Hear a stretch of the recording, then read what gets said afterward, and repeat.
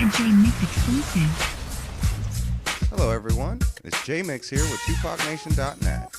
And this week's installment is part 4 in a series of interviews with producer and former Death Row employee Kurt Kobane. I want to say a special thank you to all those that have subscribed to my channel and for all the positive comments and views. Without further ado, here's part 4. Kurt, you were staying at Suge's house while in Vegas. Can you tell us about that? Let me tell you how the whole day went. The whole day was a crazy day. We all started out at Suge's house in Compton. We all met up there, sort of like that. Heard him back. Me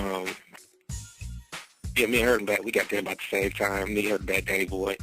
And when Pac showed up, he showed Heard him back like crazy love. Like, he kept saying Machiavelli Records in the house. This was my first time hearing Machiavelli Records. But he was like really promoting Machiavelli Records.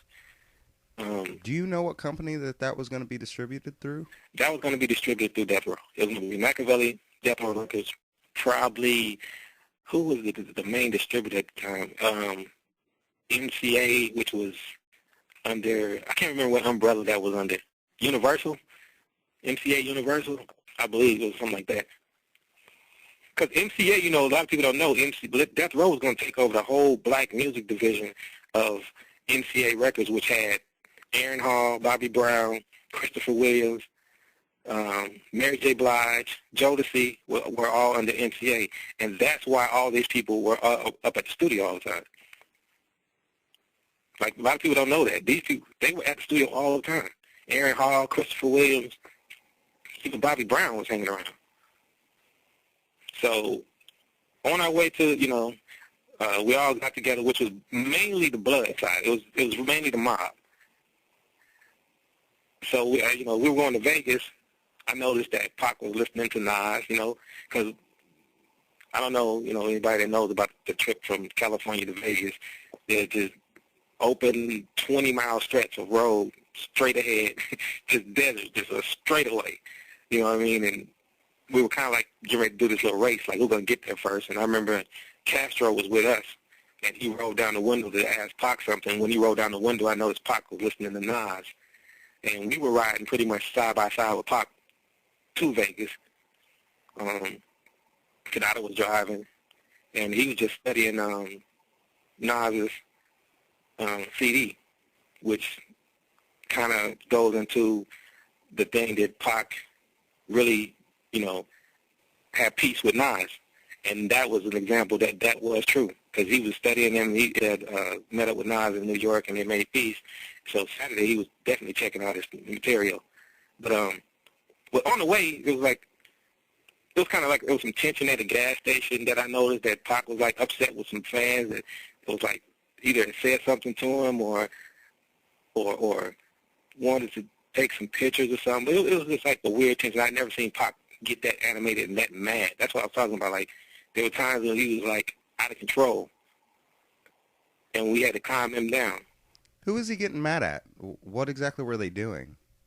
Yeah, it was like some school kids, actually. It was like they were on a school bus. You know what I'm saying? So I don't like, what the fuck did somebody say to him that pissed him off to that point? You know what I mean? I must have said something about I like Biggie or something. I don't know what the fuck they must have said. But I mean, like, he was furious. And that's what I mean. Like, there was this power thing. You start to notice it. You know what I mean? Like, it can get to your head. You start becoming somebody other than yourself. Compared to the Pac that I met just getting out of prison, was real humble, low-key, soft-spoken dude. And I've seen him do a lot of nice stuff for people. But like I said, we were on the road to Vegas. It's this straightaway that's like, seemed like it's like 20 miles just straight ahead. So everybody decided, like, fuck it, who's going to get there first? Everybody just started hitting it. We started doing 100 whatever. You know what I mean? Depending on what kind of car you was in, you was doing 150, 160. And out of nowhere, we hit this patch of rain, which was crazy as hell. Like, it was this weird shit happening all day. We hit this patch of rain, and everybody was kind of like losing control of the cars, and, everybody got it together. And then everybody looked around, check and see if everybody was okay and everybody cool. Then we just, head to Vegas. Nobody noticed that Damon Thomas was missing. But he was in a Lamborghini, so everybody figured like he was gone. But Damon had flipped his fucking Lamborghini, and we found out once we were in Vegas that this dude was in the hospital fucked up. But somebody had to go get the DAT tape for the fight, to play for the Mike Tyson fight. So that was the situation with Damon Thomas.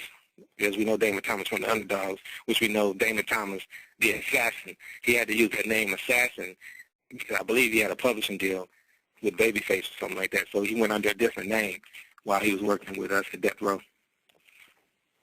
We get to Vegas. Damon Thomas had crashed back on the straightaway, and he had the DAT tape with for the fight thing. That's how we found out that he had crashed out somewhere. He flipped the Lamborghini. At the hotel, we all getting ready. Pac is his normal self. The last time I actually seen Pac alive was once we got to the hotel, we went to the Luxor, and he was animated about changing clothes or something, and like he jumped in a cab and took off and went somewhere. I don't know where the hell he went, but I was tripping off that. I was like, damn, this dude's a mega star. He didn't jump in a limo. He jumped in a cab. I mean, but he was that type of dude. Like, he was still himself a lot, like the way he dressed, like he carried a pocket full of everything in his pocket. Like his pocket would be like packed with plenty shit. Were you not able to make the fight that night? No, we missed the fight. Didn't really care about going to the fight. Was really more interested in going to the club because that was going to be a big thing at the club that night. So we were like, fuck the fight. Getting dressed. We was running late. We was like with everybody at the club. And once we got to the club, security came and told me, Danny Boy, and somebody else that was with us that Suge and Pac got shot. Keep it quiet, like don't let everybody know. So, shit, we found out where they were at. We headed straight to the hospital. We couldn't go see Pac because he was being operated on, but we went straight up to Suge's room, and he was like laying in the hospital bed. He had like his head bandaged up.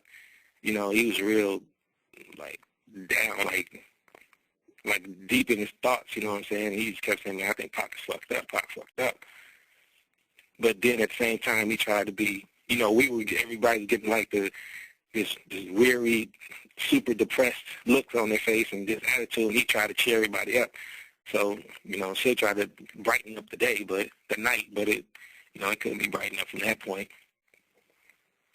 And, I was at the hospital like every day up until Wednesday with Afeni, and I remember the doctors coming telling Afeni that they were going to put him in a medically induced coma. And I figured that everything would be cool after that because they said the problem was he kept fighting to I don't know, just the doctor, he kept fighting to wake up or come out of, I don't know what the situation was, but they said they had to keep him calm, to allow his body, time or whatever it needed to, and plus whatever they were doing, they needed to keep it at a certain pace. How was the atmosphere at the hospital?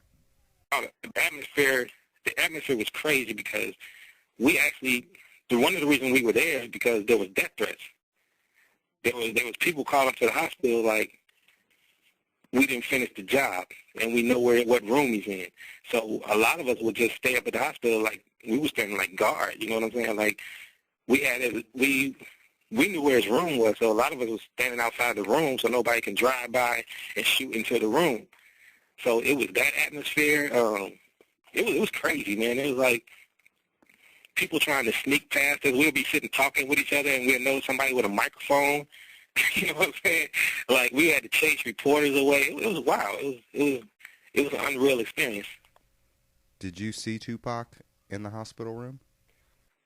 No, I don't like seeing people like that. Danny Boy went in there and sung his favorite song to him, which was A Change Is Gonna Come. And he told me, he was like, man, it was crazy. Like, you wouldn't even want to see him. You wouldn't even recognize him because they said like his head was like swole up like a pumpkin. Like you didn't even know it was him. he was so out of shape looking. And shit, I didn't want to see nothing like that. I don't like, hospital situations like that anyway. Where were you when you heard that he had passed away? I just went to the mall, and I kept getting, I had a pager.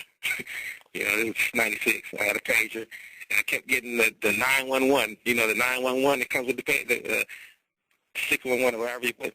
Yeah, the 4911. I kept getting that back to back to back. I wasn't even answering shit. And I'm like, what the fuck? Then I thought about it, I said, shit, Pac dead. That first thing came out, Pac's dead. So I called somebody, and was like, man, come up to the hospital right now, Pac's dead. So I went up to the hospital, and it was pandemonium at the hospital. You know what I mean? It was unreal then, because I had been around Pac long enough to care that much about a family and people that I know that were close to him that were up there. I was kind of protective of. You had I didn't understand the fans. You know what I'm saying? When you up around. Like, we were guarded. We didn't step outside of the death row camp situation, so we didn't understand how big Pac had actually became.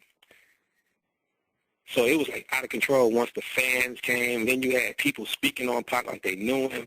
Shit like that was kind of pissing me off because they were, doing interviews with, all the news media. And I remember Hammer came and got me and told me to calm down because I was, ready to fight the news media, get the fuck away from there. It was just out of control.